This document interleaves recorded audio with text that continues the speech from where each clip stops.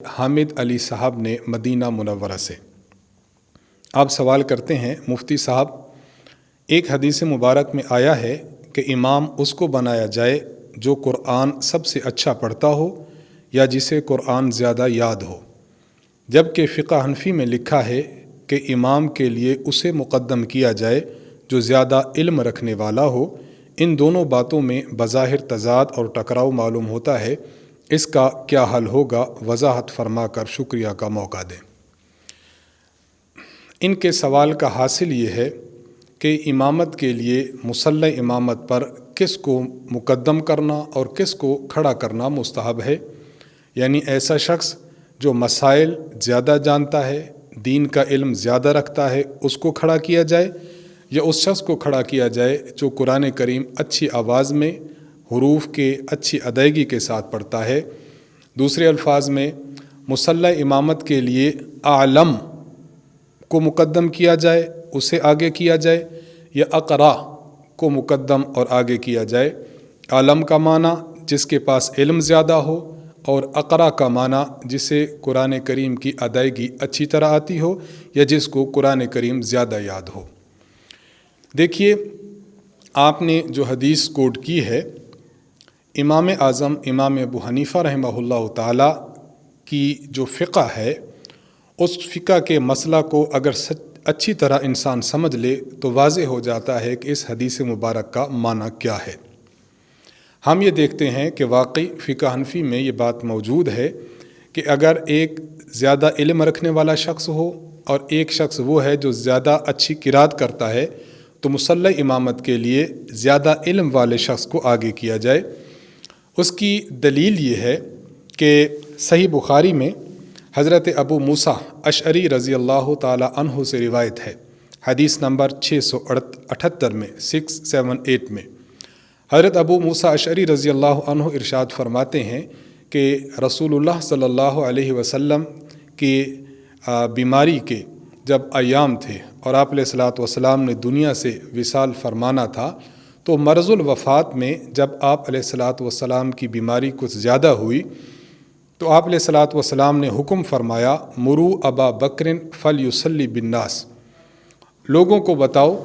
کہ ابو بکر صدیق رضی اللہ عنہ کو یہ بتاؤ کہ لوگوں کو نماز پڑھائیں۔ یہاں یہ اس بات کا تذکرہ کرنا ضروری ہے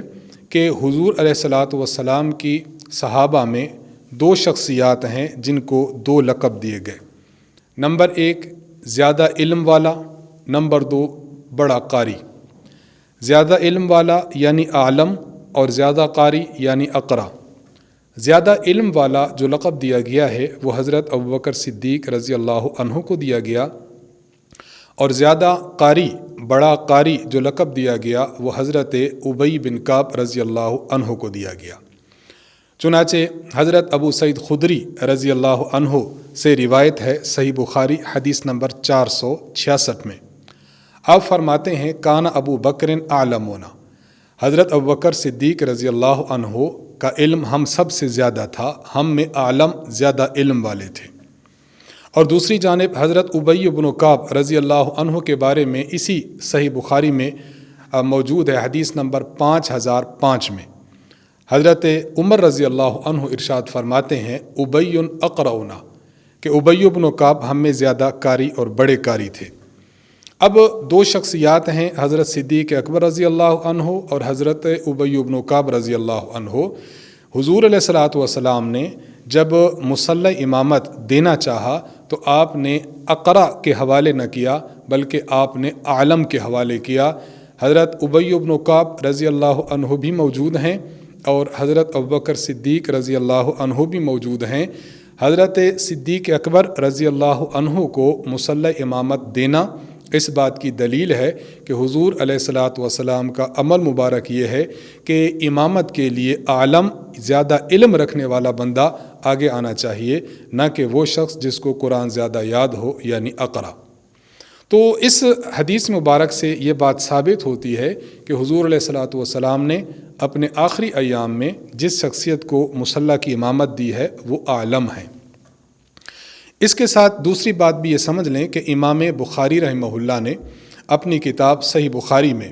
یہ حدیث جو میں نے عرض کی حضرت ابوبکر صدیق رضی اللہ تعالیٰ عنہ والی، جب اس کو کوڈ کیا تو امام بخاری رحمہ اللہ نے ایک باب قائم کیا، باب اہل العلم والفضل حق بالامامہ۔ امام بخاری فرماتے ہیں کہ جو علم والا اور فضیلت والا ہو، امامت میں وہ بندہ مقدم ہونا چاہیے۔ امام بخاری رحمہ اللہ نے اس روایت کے تحت اس باب کے تحت اس بات کو ثابت کیا ہے کہ امامت کے مصلی پر عالم کو اور زیادہ علم والے کو آگے آنا چاہیے۔ اس سے امام ابو حنیفہ رحمہ اللہ تعالیٰ اور فقہ حنفی کا موقف واضح ہو جاتا ہے کہ امامت کے لیے عالم کو آگے آنا مستحب ہے، نہ کہ اقرا کو آگے آنا۔ دوسری اہم بات امام ابو حنیفہ رحمہ اللہ کی دلیل میں یہ سمجھ لیں کہ قرات کا تعلق صرف اور صرف ایک رکن کے ساتھ ہے، قیام میں آپ نے جو سورت پڑھنی ہے اس کے ساتھ ہے، لیکن علم کا تعلق یہ نماز کے ہر رکن کے ساتھ ہے۔ ایسا ممکن ہے کہ نماز کے کسی رکن میں کوئی غلطی ایسی سرزد ہو جائے کہ عالم ہوگا تو اس کو تو علم ہو سکے گا، لیکن صرف قاری ہوگا تو اس کو اس غلطی کا ادراک بھی نہ ہوگا اور اس کا ازالہ بھی نہ کر سکے گا۔ اس لیے جو علم پوری کی پوری نماز کے لیے ضروری ہے، اس علم کا حامل شخص وہ آگے آنا چاہیے، نہ کہ وہ شخص جو صرف ایک رکن یعنی قرات کا حامل ہے اس کو آگے آنا چاہیے۔ تو یہ دو دلیلیں ہیں امام ابو حنیفہ رحمہ اللہ کی، جن سے معلوم ہوتا ہے کہ امامت کے لیے آگے عالم اور علم والے کو کرنا چاہیے، نہ کہ اقرا اور زیادہ قرات والے کو۔ جہاں تک دوسری روایت جو آپ نے کوڈ کی ہے اس کا تعلق ہے کہ زیادہ قاری ہو اس کو امام بنایا جائے، تو علامہ محمد یوسف بن نوری رحمہ اللہ آپ یہ بات ارشاد فرماتے ہیں کہ نبی علیہ الصلوۃ والسلام کا حضرت ابوبکر صدیق رضی اللہ تعالی عنہ کو مصلی امامت دینا اس بات کی دلیل ہے کہ جو پہلے والا حکم تھا وہ منسوخ ہے، اب والا حکم یہ ہے کہ عالم اور علم دین والے شخص کو امامت کا مصلی دینا چاہیے۔ تو امام ابو حنیفہ رحمہ اللہ کا موقف یہ حدیث مبارک کے خلاف نہیں ہے۔